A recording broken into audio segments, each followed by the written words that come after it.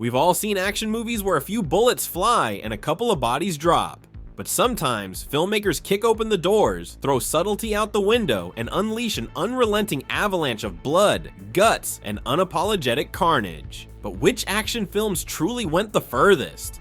Which ones turned violence into an art form of absolute mayhem? Today, we're going deep into the crimson-soaked archives to answer one brutal question. What are the 20 bloodiest action movies of all time?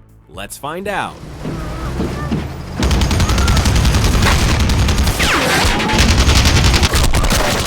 Kicking things off is a legend who didn't just return, he erupted. The 2008 Rambo isn't just a sequel, it's a full-throttle resurrection of raw, nihilistic warfare. Directed by Sylvester Stallone himself, this fourth installment throws diplomacy to the wolves and replaces it with 50 caliber machine guns, claymore mines, and a whole lot of shredded limbs. Stallone strips away the glossy action hero veneer and instead presents death with horrifying weight. Here, every bullet wound is a screaming statement against the idea that violence can ever be clean. It's brutal, it's relentless, and it's an uncompromising reminder that in real war, there are no winners, only survivors.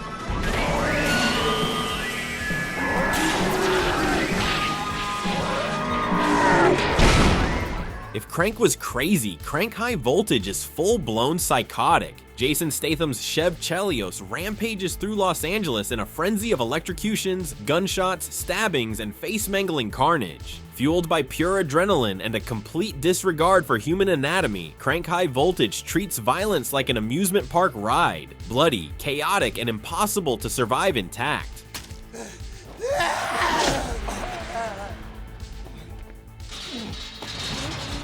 Few films have ever worn the label of graphic with more pride than Ichi the Killer. Directed by Takashi Miike, this blood-drenched Yakuza nightmare doesn't just cross the line into gore, it wallows in it. Every death is a slow, squirming spectacle of shredded flesh and oozing wounds. It's less about how many die and more about how brutally they're dismantled.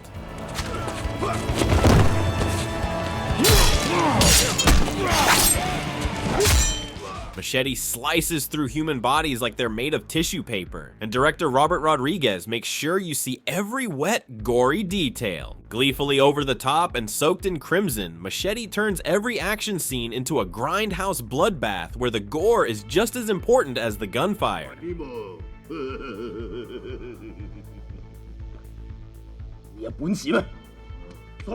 If splatter movies had a king, Ricky-O, the story of Ricky, would be wearing the crown made of severed limbs.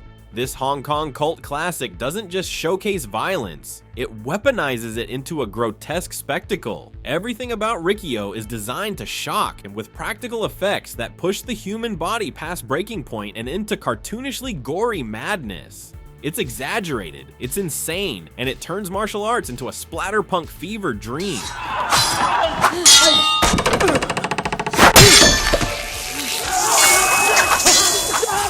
With Kill Bill Volume 1, Quentin Tarantino didn't just pay homage to samurai films, he unleashed a blood tsunami. Every slice of the bride's katana is a fountain, every wound a geyser of crimson spraying across Tokyo nightclubs and restaurant floors. Stylized to the point of insanity, Kill Bill transforms swordplay into a full-blown arterial ballet, leaving behind a cinematic battleground.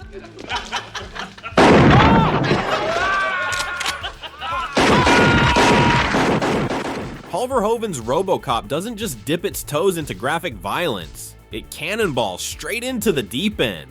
From the very first act, when Alex Murphy is torn apart by a gang's shotgun barrage, the film announces itself as a savage spectacle. Every blast, every wound, every slow-motion collapse in RoboCop serves up the ugly, unfiltered reality of violence, splashing it across the screen with squirm-inducing practical effects that still haven't lost their power.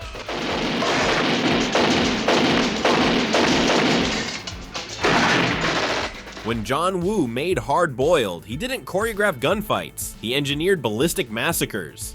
Bullets ripped through bodies at point-blank range and blasting across tea houses, warehouses, and hospital hallways. By the time Chow Yun-Fat's tequila reaches the final firefight, the scenery looks less like a hospital and more like a war zone dripping in spent shells, shattered glass, and enough gore to mop up an entire action movie industry.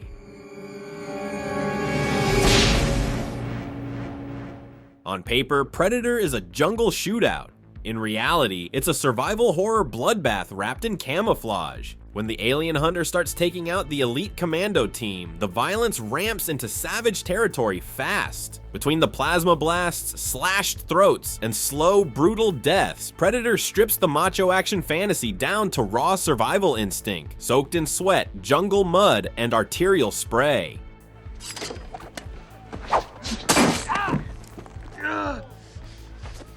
With Starship Troopers, Paul Verhoeven traded corporate dystopias for interstellar butchery, and didn't lose a step. Human bodies are torn apart like wet paper by swarms of giant bugs, limbs flailing and blood geysering with every mutilation. Grotesque, relentless, and proud of it, Starship Troopers is a sci-fi action film where survival means swimming through your squad mates' blood and guts just to reload.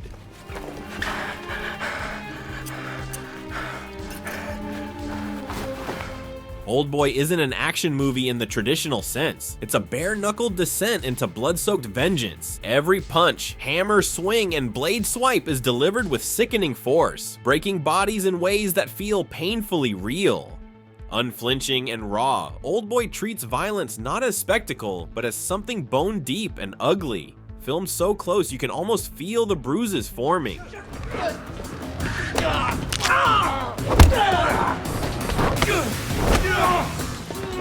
By the time John Wick Chapter 3 storms in, the body count isn't just rising, it's exploding in a bloody hailstorm. Knives puncture throats, axes split skulls, and bullets rip through faces with vicious close-range precision. The film's knife fight alone sees dozens of blades jammed into necks, eyes, and rib cages in rapid succession. Wick's execution-style headshots and horseback kill scenes crank the brutality into operatic overkill. Defense noted. In Dread, justice isn't served. It's sprayed across the walls. Every shotgun blast, every execution, every slow-motion death is captured in lurid, hyper-detailed carnage. Relentless, grimy, and soaked in slow-motion slaughter, Dread doesn't just kill its enemies, it dissects them one frame at a time.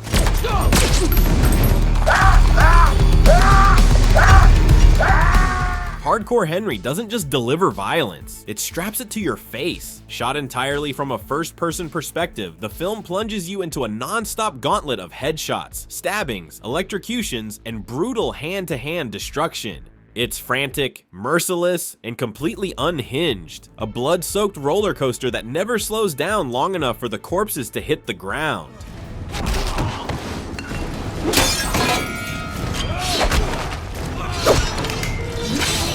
Punisher Warzone isn't just violent, it's practically a live-action splatter comic. Frank Castle doesn't just kill criminals, he obliterates them in fountains of gore that would make horror directors jealous. Every scene in Warzone pushes the violence past realism and into operatic carnage, creating a vigilante film where blood doesn't drip, it detonates.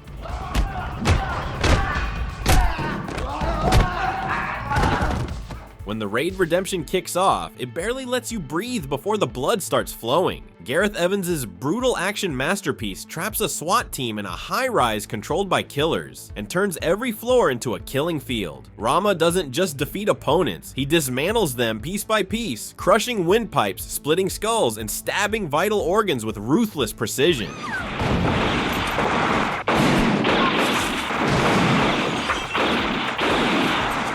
Before John Woo made doves fly in slow motion, he made bullets fly like angry gods, and The Killer was his blood-soaked masterpiece. Elegant and savage at once, The Killer turns every slow-motion dive into a rain of spent shells, redefining the very idea of ballistic mayhem.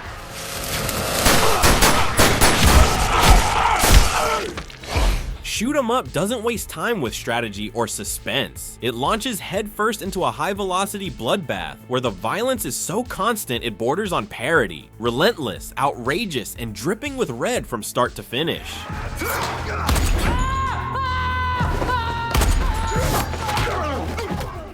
The Night Comes for Us, a film where mercy is a myth and violence is a brutal language spoken fluently with knives, machetes, and bone saws. Directed by Timo Tjahjanto, this Indonesian bloodbath turns every fight into a massacre, painting walls red with dismembered bodies and shattered skulls. It's savage, it's unrelenting, and it cements itself as one of the most ferocious bloodbaths in modern action cinema.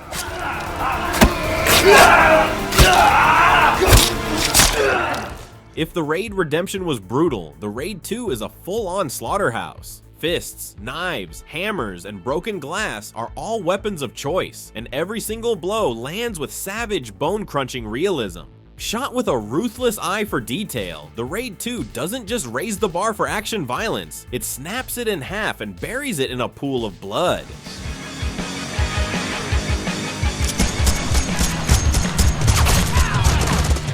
So to answer the question we asked at the beginning, which action movies went the furthest?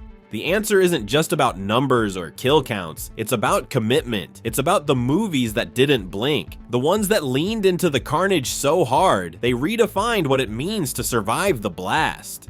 And for those who can stomach it, they're a bloody, brutal reminder that in the world of action, sometimes survival is the only clean thing left. Thanks for watching, and don't forget to subscribe for more awesome content.